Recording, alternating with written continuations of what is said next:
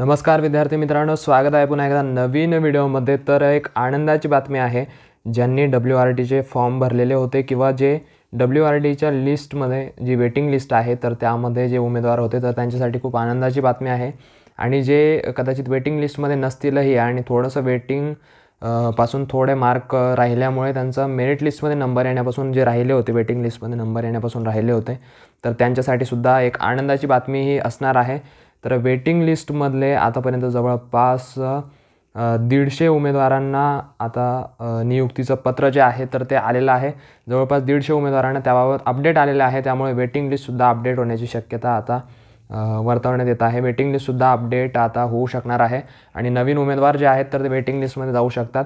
आणि वेटिंग लिस्टमधले कोणत्या जे परिमंडळ आहेत, कोणते परिमंडळ आहेत तर त्यांचे जे उमेदवार आहेत तर ते सिलेक्ट झालेले आहेत किंवा त्यांना ऑर्डर जे आहेत तर त्या आलेल्या आहेत किंवा नियुक्तीसाठी त्यांची शिफारस झालेली आहे, अशा परिमंडळ जे आहेत तर त्यांची माहिती आपण आज बघणार आहोत। आणि नेमकं कोणत्या परिमंडळामध्ये किती उमेदवार आहेत तर ते सुद्धा आपण व्यवस्थितरित्या या व्हिडिओमध्ये बघणार आहोत। त्यामुळे व्हिडिओला सर्वप्रथम लाईक करून द्या आणि व्हिडिओ शेवटपर्यंत बघा, जेणेकरून तुम्हाला टोटल माहिती जी आहे तर ती तुम्हाला मिळेल।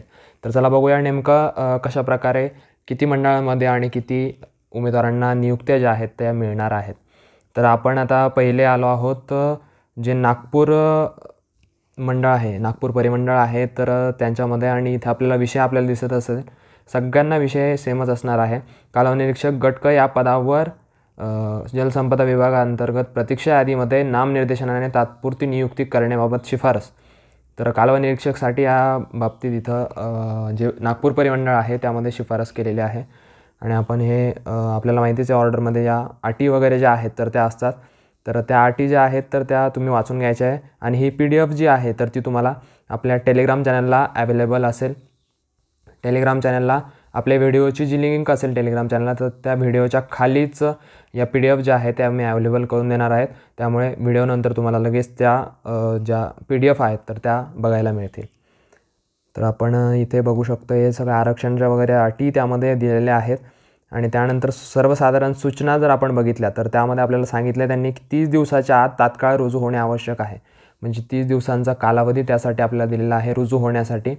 तर जास्त घाई करायची नाही आहे, आरामात आपलं सगळं आपण जिथे जाणार आहोत तर तिथली सगळे कंडिशन बघून आणि व्यवस्थित तिथे सोय करून आपण 30 दिवसांमध्ये तिथे हजर होऊ शकणार आहोत। तर या सगळ्या अटी आहेत, 30 दिवस त्यासाठी आहेत आपल्याला। आणि त्यानंतर जे आहेत तर 30 दिवसांमध्ये ते नियुक्ती आदेश जे आहे त्यानंतर रद्द आपोआप होणार आहेत। आणि आपल्याला काही सेवेत रुजू होताना काही अटी असतात, तर स्थानिक प्रतिष्ठित लोकप्रतिनिधी किंवा इतर व्यक्तींकडून 2 वेगवेगळी प्रमाणपत्रे जे आहेत तर ते आपल्या वर्तणुकीबाबत ते सादर करावे लागणार आहेत। राजपत्रित अधिकारी असतील, मुख्याध्यापक असतील, तर ते सगळे तुम्हाला जी पर्सनल ऑर्डर येईल तर त्यामध्ये सगळं मेन्शन असेल, ते तुम्ही एकदा वाचून घ्यायचे व्यवस्थित, आणि त्यानंतर तुम्हाला ते कळून जाईल नेमकं काय करायचं आहे असं।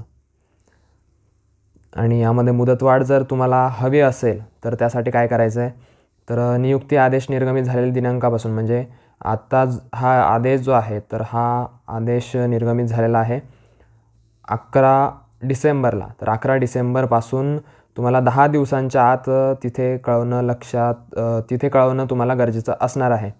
तिथे तसं कळवावं लागेल तुम्हाला की मला त्यामध्ये थोडीशी मुदतवाढ हवी आहे किंवा मला मुदतवाढ हवी आहे, असं तुम्हाला 10 दिवसांच्या आत म्हणजे 21 डिसेंबरच्या आत तुम्हाला तिथे संबंधित प्राधिकरणाला कळवावं लागणार आहे। आणि त्यामध्ये आपण बघू शकतो आहे की त्यानंतर प्राप्त झालेले अर्ज विचारात घेण्यात येणार नाहीत, आणि उचित कारणास्तव आणि ज्यांनी मुदतवाढ मागितलेली आहे तर त्यांचा अंतिम निर्णय जो आहे तो नियुक्ती प्राधिकरणाचा असेल, असं त्यांनी सांगितलेलं आहे। आणि सेवा ज्येष्ठता यादीबद्दल सुद्धा यामध्ये दिलेलं आहे की गुणवत्ता क्रमांकानुसार आपली सेवा ज्येष्ठता यादी जी आहे तर ती त्यामध्ये असणार आहे। आणि 30 दिवसाच्या आत तुम्ही कधीही रुजू झाले तरी तुमची जी मेरिट लिस्ट आहे किंवा गुणवत्ता क्रमांक आहे तर त्यानुसारच ती सेवा ज्येष्ठता निश्चित होणार आहे। असं काही नाही की तुम्ही 30 दिवसांमध्ये सुरुवातीला रुजू झाले तर तुमची सेवा ज्येष्ठता जास्त होईल किंवा असं काही होईल। जर तुम्ही 30 दिवसांमध्ये जर रुजू झाले नाहीत तर मग त्यानंतर ती संबंधित दिनांक जो असेल त्यानंतर जेव्हा तुम्ही रुजू व्हाल किंवा मुदतवाढ जेव्हा घेऊन रुजू व्हाल नंतरून, तर त्या दिनांकाची सेवा ज्येष्ठता जी आहे तर ती लक्षात घेण्यात येईल तुमची. तर पुढच्या ज्या बाबी आहेत तर त्या व्यवस्थित तुम्ही वाचून घ्यायच्या आहेत. बाकीचे काय असतील त्या, आणि तुमचे काही प्रश्न जर असतील तर तुम्ही कमेंट सेक्शनमध्ये सांगू शकता आणि त्यांचे उत्तरं नक्कीच मी देण्याचा प्रयत्न करेल. काही प्रश्न जर असतील तर ते कमेंट सेक्शनमध्ये सांगू शकणार आहात. तर साक्षांकन नमुना वगैरे जे आहेत तर ते सगळं तुम्हाला तुमची जी पर्सनल ऑर्डर असेल तर त्यामध्ये मेन्शन केलेली असेल, ती ईमेलवर आणि पत्राद्वारे तुमच्यापर्यंत नक्कीच ती पोहोचेल. आणि नसेल पोहोचले अजून किंवा त्यासंबंधी काही तुम्हाला ईमेल वगैरे नसेल आला तर संबंधित विभागाला तुम्ही कॉल करू शकणार आहात, त्यांना कॉल करून विचारू शकणार आहात. ईमेलवर तरी आतापर्यंत यायला पाहिजे होती ऑर्डर, तर ईमेलवर सुद्धा 1-2 दिवसात जर ऑर्डर नाही आली ईमेलवर आणि पत्राद्वारे सुद्धा अजून 4-5 दिवसांमध्ये ऑर्डर जर नाही आली तर तुम्ही संबंधित विभागाला कॉल करून जे आहे तर ते विचारू शकणार आहात. हे आपण बघू शकतो आहे, प्रत जी आहे संबंधित उमेदवारांना ईमेलद्वारे कळवण्यात आलेली आहे. आणि आता आपण नागपूर परिमंडळाचं जर बघितलं तर नागपूर परिमंडळामध्ये आपण बघू शकणार आहोत, इथे 13 उमेदवार जे आहेत तर 13 उमेदवारांचं इथे नागपूर परिमंडळामधून सिलेक्शन जे आहे तर ते झालेलं आहे. बाकीच्या परिमंडळांचं सुद्धा बघू आता कोणत्या परिमंडळातून किती उमेदवारांचं सिलेक्शन जे आहे तर ते झालेलं आहे. त्यानंतर आपण जर पुणे परिमंडळाचं बघितलं तर हे थोडंसं ॲडजस्ट करून घ्या, कारण ही लिस्टच अशी आलेली आहे, उभी आणि आडवी आलेली आहे थोडीशी. तर यामध्ये जर आपण बघितलं तर फर्स्ट पेजवर आपल्याला 6 दिसतील. आपण बघू शकतो इथे दप्तर कारकून जे आहे तर त्या पोस्टसाठी इथे सिलेक्शन झालेलं आहे.